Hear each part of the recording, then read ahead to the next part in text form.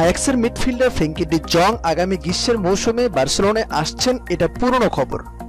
নতুন খবর হচ্ছে দলটির 19 বছর বয়সী অধিনায়ক ম্যাথিস ডি লিটো বার্সার ফ্লাইট চেপে ধরার পথে, যিনি কিনা গত বছরে ইউরোপের গোল্ডেন বয় হয়েছিলেন। পুরস্কারের 15 বছরের ইতিহাসে প্রথম কোনো সেন্ট্রাল ডিফেন্ডার এই ট্রফি জিতেছেন, যার করা গোলে চ্যাম্পিয়ন্স লিগ থেকে ছিটকে যায় ইতালির ক্লাব জুভেন্টাস।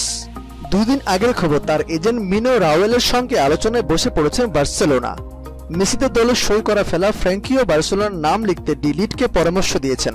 এদিকে মেসিও বার্সা কর্তৃপক্ষকে ডি লিটকে আনতে পরামর্শ দিয়েছেন বলে জানা যায়। বার্সেলোনা ক্লাব সূত্রে বরাতে ইএসপিএন এফসি বলছে, ডি লিটের সঙ্গে চুক্তির খুব কাছাকাছি চলে গেছে কাতালানরা।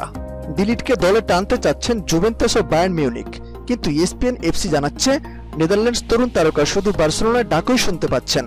তাই একই সূত্রে বলছে, বার্সাকে সতর্ক করে আয়াক্স জানিয়েছেন কাজ দ্রুত না সারলে অন্য ক্লাবগুলো ডি লিটের ব্যাপারে সিরিয়াস পদক্ষেপ নেবেন। এজেন্ট মিনো রায়োলা নিয়মিত যোগাযোগ করছেন বার্সার সঙ্গে। ফ্রেঙ্কি ডি জং এর সঙ্গে একই রকম ভাবে কাজ করছেন রাওয়েলা। 75 মিলিয়ন ইউরোতে চুক্তি হওয়া ফ্রেঙ্কি আগামী জুনেই স্পেনে পাড়ি জমাবেন। বার্সার প্রেসিডেন্ট বার্তামিও মুখে কিছু না বললেও তলতলে কাজ যে এগিয়ে চলছে তা বলার অপেক্ষা রাখে না। স্পেন বলছে, ডি লিটের জন্য আয়াক্স বার্সার মধ্যে হওয়া চুক্তির অর্থের পরিমাণ প্রায় ঠিক হয়ে গেছে। এই পরিমাণ 80 মিলিয়ন ইউরো। 2 ডাচ তারকাকে দলে নেওয়া অর্থ জোগাতে মৌসুম শেষে কয়েকজন খেলোয়াড়কে ছেড়ে দিবে বার্সা। এই দুজনের সঙ্গে আরও একজন ফরওয়ার্ড এবং একজন লেফট ব্যাককে দলে নেবে বার্সেলোনা। এজন্য বর্তমানদের থেকে কয়েকজনকে বিক্রি করে অন্তত 300 মিলিয়ন ইউরো জোগাড় করতে চান ক্যাম্প নু এর দলটি।